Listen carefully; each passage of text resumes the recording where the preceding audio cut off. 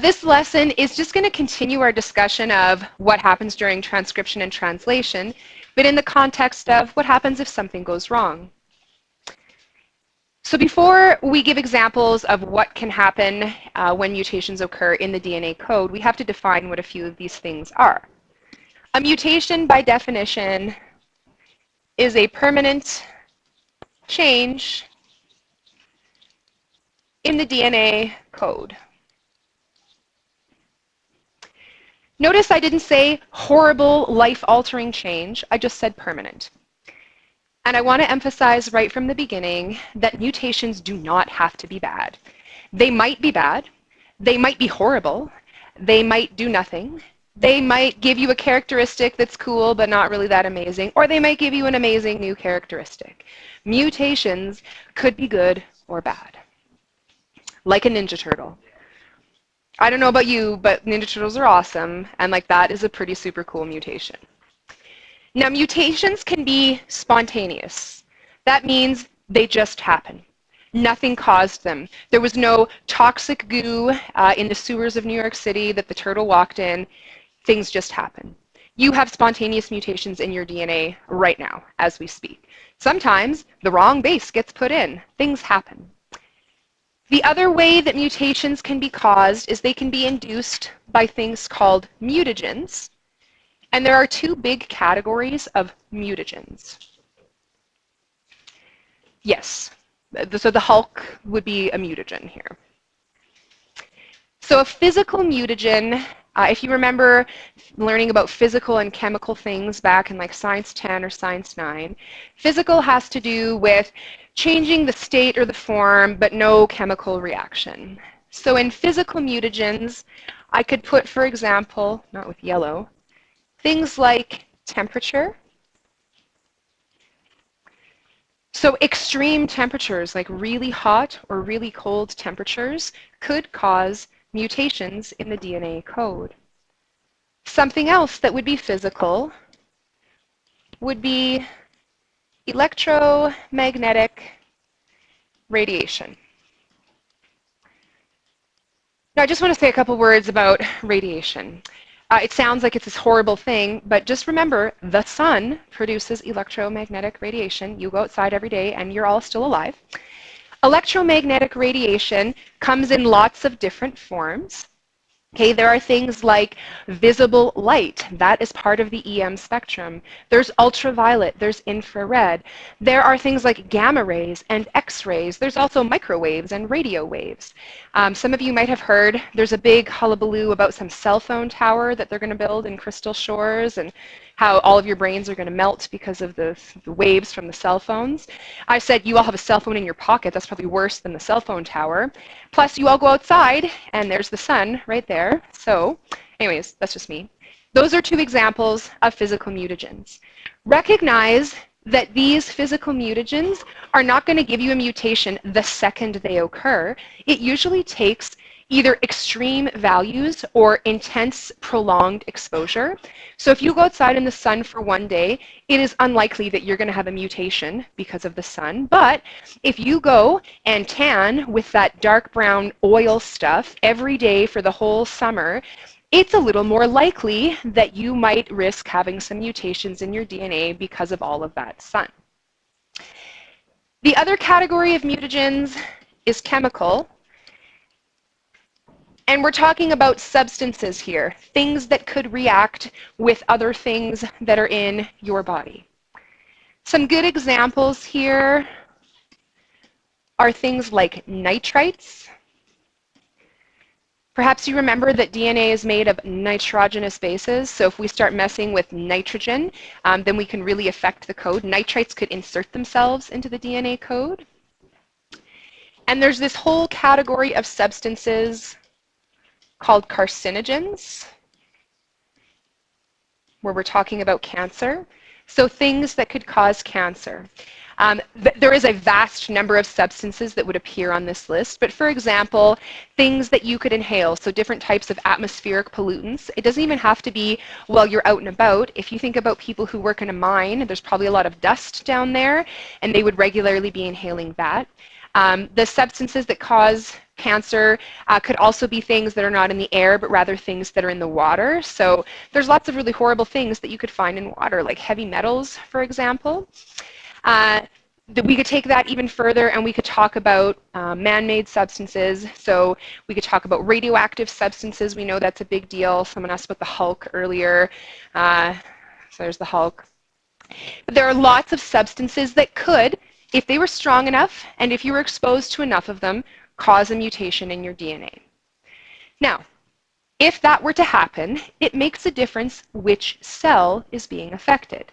You already know what a somatic and a germinal cell is. A somatic cell is all of your body, really, except your germinal cells. And I'll just remind you of that. Germinal cells, for example, are the spermatogonium or the oogonium. Those are the cells that you have at the beginning of the process of meiosis in animals. If a somatic cell has a mutation, will you be passing that on to any possible children that you have? Unlikely. Somatic cells are part of your body, but that's not what you're passing on to your offspring. You are passing on the contents of your germinal cells. So,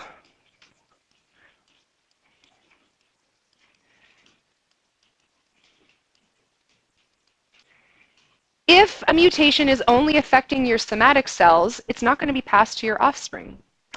If it's affecting your germinal cells, it will be passed to the offspring. So if the mutation that has happened in your DNA affects the DNA in either the spermatogonium, oops, sorry about that. Get out of here. Sorry, guys. If it affects the spermatogonium or the oogonium, then any future offspring that you have will be affected by this mutation. And so I'm pointing this out because frequently this is something that's asked about. If this mutation happened, would it be passed on? Would the zygote have this mutation? And your answer would only be yes if it affected the germinal cells or the gametes that are produced from the germinal cells, so anything that happens after that.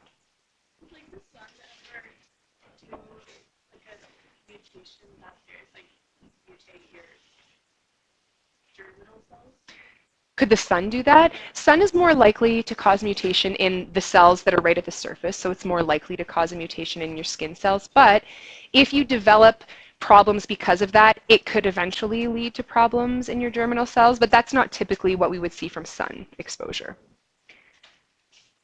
Okay. We are going to talk mostly about point mutations because that is typically what happens. If you think about a point, it's one little thing. In a point mutation, one nucleotide changes. Now, sometimes it's one or maybe two, but all of the examples we're going to see are just one nucleotide. And that's typically how mutations work. We're not going to change 58 DNA nucleotides. We're going to change one. If one changes, sometimes the effects can be really serious and sometimes they are not. So we're going to start by talking about a silent mutation. A silent mutation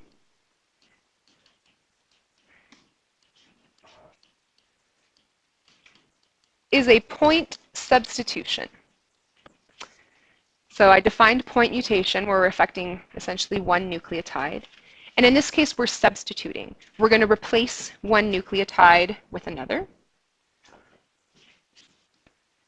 And the result is that it causes no change to the amino acid sequence.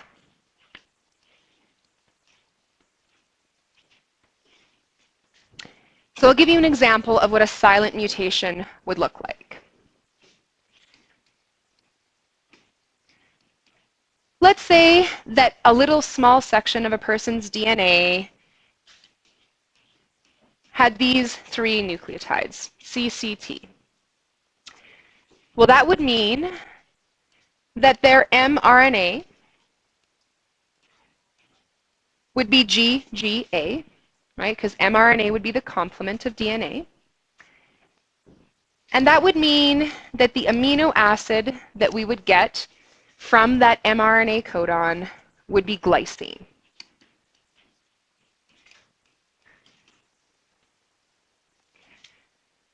Now we'll do a silent mutation. We'll do a point substitution. In the point substitution, I'm going to change just that nucleotide.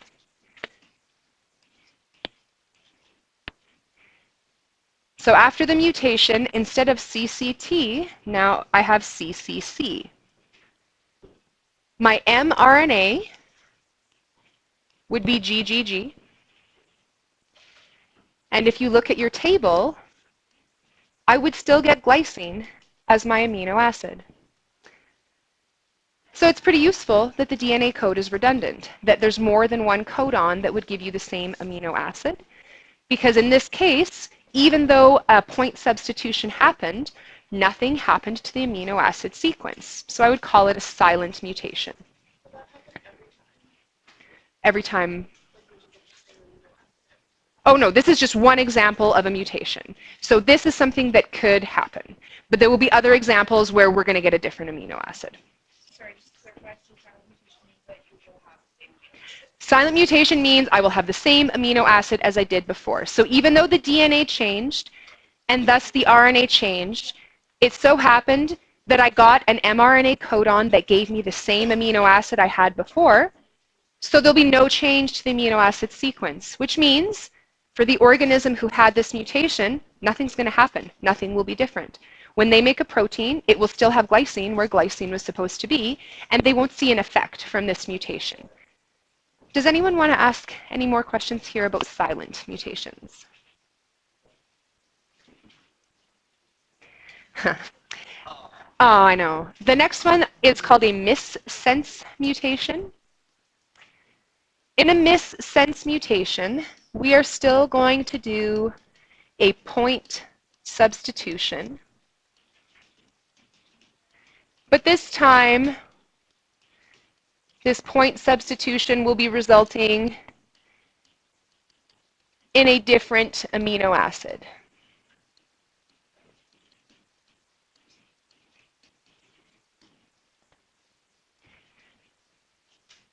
So it's possible that if I change one nucleotide, I would get a different amino acid.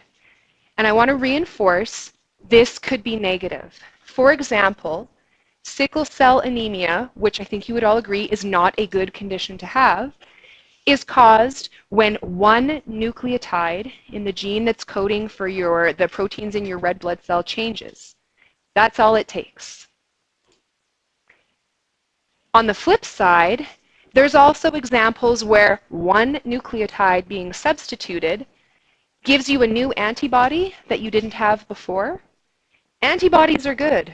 They protect you from pathogens. They're the things that your immune system uses to attach to the outside of a pathogen so your body knows to attack it.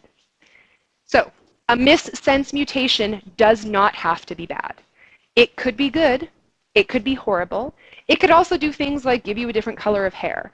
So sometimes the characteristic might be not positive or negative. It might just be different. So it's not inherently bad or inherently good. All we're saying is I'm getting a different amino acid. So in my example of a missense mutation, my DNA could be, for example, AAA. That would mean that my mRNA is UUU.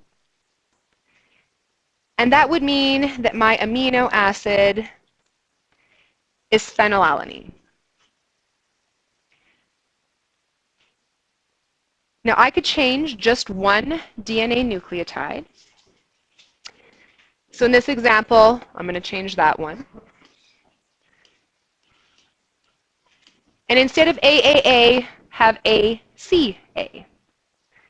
If I change the DNA from AAA to ACA, my mRNA would be UGU instead. and my amino acid would be cysteine.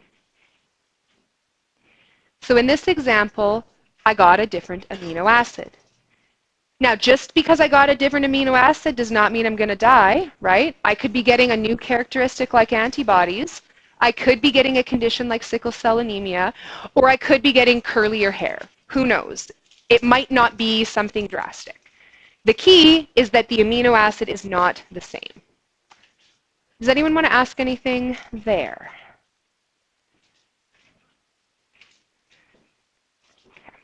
Go have a little. A nonsense mutation is characterized by this. It is when a gene does not code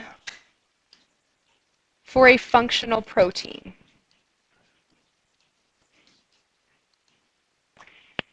So notice I'm not saying I'm not making amino acids. I'm saying I'm not going to make a functional protein.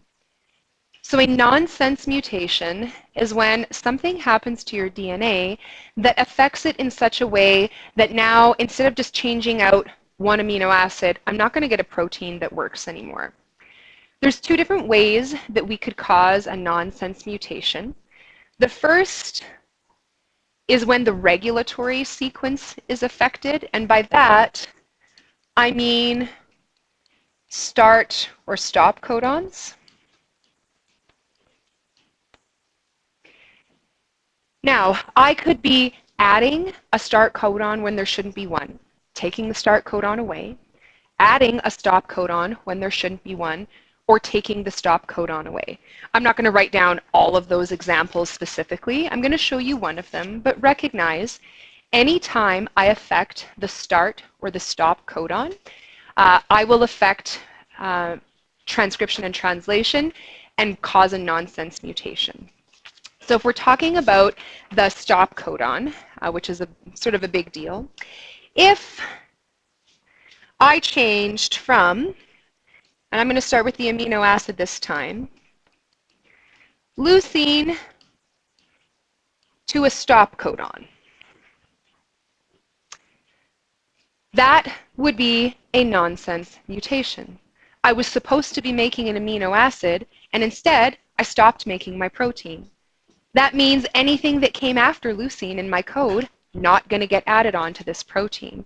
So it can cause hundreds or thousands of amino acids that would have been part of a protein to not be there.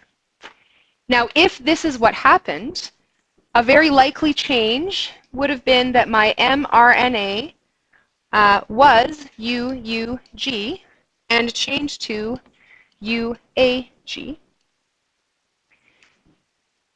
And if that's what my mRNA had, then probably what happened in my DNA is that I went from AAC to ATC. Now, I purposely went backwards in this question to show you that sometimes that's what you'll have to do. Sometimes we'll tell you this is what happened with the amino acids, what happened in the mRNA, or what happened in the DNA to cause this change. Now, this is called a nonsense mutation because of this stop codon. Instead of continuing to make an amino acid, I'm stopping, and I'm not getting this or any amino acid after it.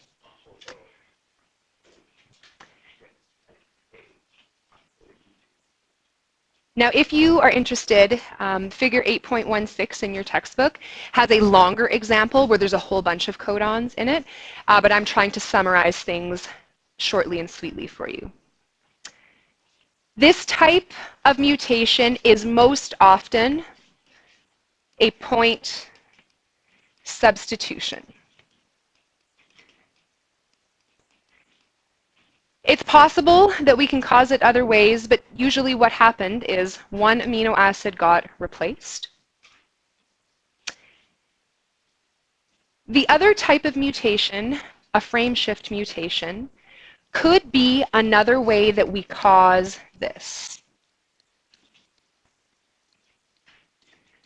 So these two mutations here, or these two examples, are not necessarily exclusive. And so I'll explain what a frame shift mutation is. When we are looking at DNA, the frame that we are using would be the codons. I'm looking at groups of 3 nucleotides at a time, and that's how I determine my code. If I shift what I'm looking at, even one space, I'm going to get a completely different code. So I'll give you a little example here that would show you what a frame shift mutation would look like. We are just going to look at mRNA, because it's going to be kind of longer, and I don't want to write too much stuff. Let's say that in my mRNA, I have these 5 codons. So those are my codons. GUU, CAU, UUG, ACU, CCC. Now, if I were to look up on my table which amino acids this represents, I would see that it represents valine, histidine, leucine, threonine, and proline. So in black, above each codon is the amino acid that it represents. Now, if I want to show you a frame shift mutation, the way that a frame shift mutation is caused is by a point mutation, but this time, instead of a substitution, it will be an insertion or a deletion. So instead of replacing one of the nucleotides that's there with a different one, in this type of mutation, a new nucleotide is added so that there's one more than there was before, or a nucleotide is taken away. So I'm going to do in my example insertion. The figure in your textbook has both of them in it if you want to look at both of them. So let's say, for fun, that after the first 2 codons, for whatever reason, I'm going to insert a nucleotide right there. What you're going to see happen is it's going to push the rest of the nucleotides one space over. So in my mutated mRNA strand, my first 2 codons will be the same. So it will still be GUU, it will still be CAU, but I'm going to insert a guanine nucleotide, where I showed that little arrow.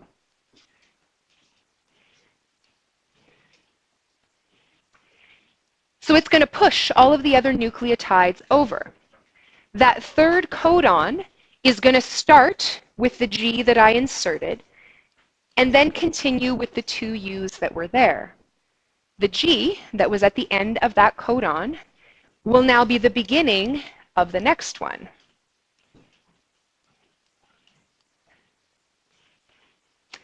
So I inserted a nucleotide, and it pushed every other nucleotide one spot over. So that was a point insertion. If we take a look at the effect that this has on our amino acids, the first 2 are the same, but everything after the spot where I inserted that one nucleotide is different. Instead of leucine, it's valine. Instead of threonine, it's asparagine. And instead of proline, it's serine. Frame shift mutations cause nonsense mutations because they're likely going to affect lots of amino acids. Now, it's possible that the frame shift could happen at the very end of the protein, and perhaps you might be able to get one that still works if you're lucky. If your frame got shifted and it happened to give you an amino acid that worked. But most of the time, a frame shift mutation will affect hundreds or thousands of amino acids because every one of them after the point where I inserted is going to be different. Now, I said that this could cause a regulatory sequence change. If I shift my frame and all of a sudden I have a stop codon where I didn't have one before, that could also be something that's affecting the regulatory sequence. It won't always do that, but it would be a possibility. Mutations aren't all bad. I said that right at the beginning. And one of the things that we have been able to do is figure out ancestry, so where cells and organisms came from, by using mtDNA. MT stands for mitochondrial. So just when you thought there were no more types, here is yet another type.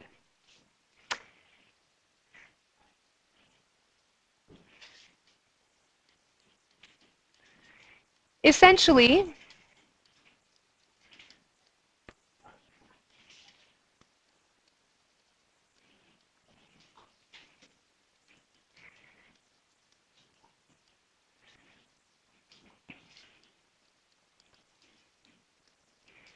we will compare the mitochondrial DNA of two organisms. They might be two organisms of a different species, or it might be two organisms of the same species and we're trying to figure out if they're part of the same family.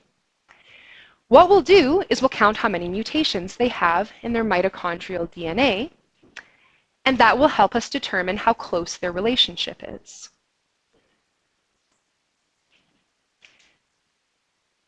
Now, some of you might say, I thought we did this with regular DNA. Why on earth do I need to do this with mitochondrial DNA? What would be different? Well, there's a couple of things that make mitochondrial DNA really useful. The first is that it's slightly different than the DNA that's in your nucleus. You don't have to know details of structure and function, but it's slightly different. And because it's slightly different, this is one of the reasons that it would make sense for us to say that the origin of eukaryotic cells was actually two prokaryotic cells. Some of you might remember hearing about this. I know I talk about it in my Bio30E class. One of the theories about where eukaryotic cells came from is that there were two prokaryotic cells and one engulfed the other, and the one that got engulfed could have become a mitochondrion. So that's the principle that we're working on here.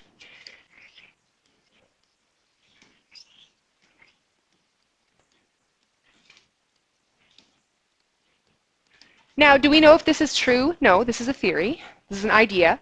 But it seems to make sense based on the fact that DNA in the mitochondrion is a little bit different than DNA in the nucleus. So maybe it came from a different spot or a different source. Now, this is super awesome. But the thing that we'll probably get asked about more, because we have a huge focus on humans in this course, is what does that mean for me?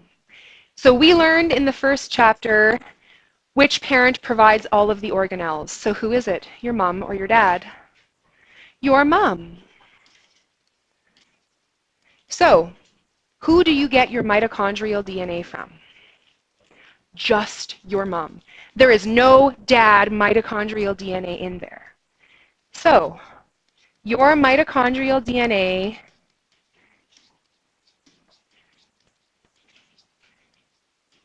is maternal only. None of your dad's DNA is in your mitochondrion. It's only your mom's mitochondrial DNA. So we can use this to determine familial relationships.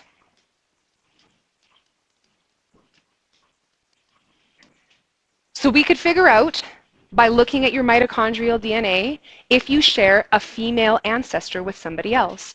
If you have really similar mitochondrial DNA, then you have a close female ancestor.